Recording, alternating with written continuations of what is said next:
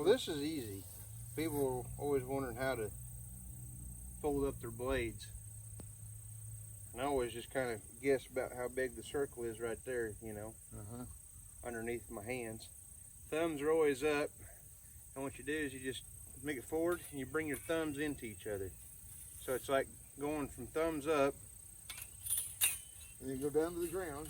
And then just, what I do is I put this one here into these 3 fingers, okay, and then you're done.